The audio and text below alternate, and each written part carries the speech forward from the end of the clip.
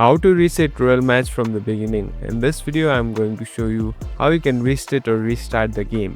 First of all, open the application. Now you can play any of the level that you are in, just play it.